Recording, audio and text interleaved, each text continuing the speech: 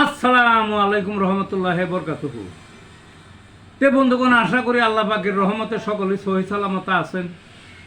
তে কবি Gazi Akkas Ali YouTube channel 017140885009 এর পক্ষ থেকে আপনাদের সকলের প্রতি রইল একান্ত আন্তরিক শুভেচ্ছা ভালোবাসা। তে বন্ধুগণ, এখন আপনাদের সামনে যে বয়ানটা রাখবার চেষ্টা করব, বয়ানটার নাম হলো পেশাবের রোগে মহাচিকিৎসা। কি? পেশাবের রোগের মহাচিকিৎসা। তে বন্ধুগণ, এই যে পেশাবের রোগ কথাটা বললাম, এই রোগটা কিন্তু অনেকভাবেই হয়ে থাকে।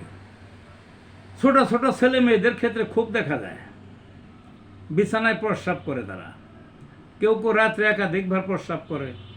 এখানে আবার ভাগ আছে, কেউ কেউ শোয়ার পরেই ঘন্টা খানেকের মধ্যে প্রস্রাব করে, কেউ রাত দুপুরে, কেউ শেষ রাত্রে। বুঝলেন না? আবার কারো কারো এমনি সব সময় পেশাব দিয়ে এক ফোঁটা চোয়ায়, ওই যে প্যান্ট পরা থাকে, এগুলো ভিজা থাকে সব সময়, সেটাও আবার আরেক রোগ। আবার বৃদ্ধ বয়সে অতিরিক্ত পেশাব কারো কারো কোনো রোগ ওষুধই ধরতে চায় না, সেটা আবার আরেক রোগ পেশাবের।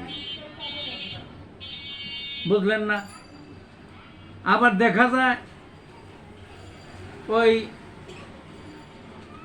হয়ে গেছে, ওই পেশাব সাদা হয়, কারো কারো ফেনা হয়, সাদা ফেনা, কারো লালচে, কারো পেশাবের সাথে রক্ত বের হয়, কারো কারো পেশাবে ঝাঁঝালো ঘোড়ার পেশাবের মতো দুর্গন্ধ ইত্যাদি নানা জাতের। কারো কারো একবারে পরিষ্কার হয় না, পেশাব আসে, পেশাব করতে যায়, দু এক ফোঁটা পরে আবার উঠা রওনা দেয়, তখন আবার কিছু ঝিরঝিরে পড়ে ইত্যাদি। আরও বিভিন্ন ধরনের পেশাব আছে, বুঝলেন না? তো সেগুলো হলো অসুখ, পেশাবের অসুখ।